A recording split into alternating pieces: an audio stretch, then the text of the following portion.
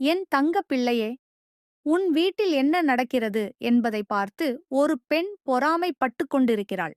அவள் உள்ளத்துக்குள் அடங்கியிருக்கும் கசப்பும் ஏக்கமும் அவளுடைய பார்வையில் தெளிவாகத் தெரிகிறது. உன் மகிழ்ச்சியை, உன் வீட்டு ஒற்றுமையை, உன் வாழ்க்கையின் ஒளியைக் கண்டபோது அவளுக்குள் புகுந்திருக்கும் அந்த பொறாமை அவளையே தீயில் எரிப்பது போல் இருக்கிறது. ஆனால் கவலைப்படாதே, என் பொன்னே. நான் உனக்கு துணையாக இருக்கும்போது யாரால் உன்னை என்ன செய்துவிட முடியும்?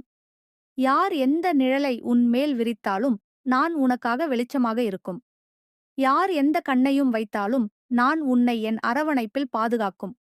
உன் மகிழ்ச்சியை பறிக்க யாராலும் முடியாது. உன் வீட்டின் ஒளியை உன்னிடமிருந்து திருட யாராலும் முடியாது.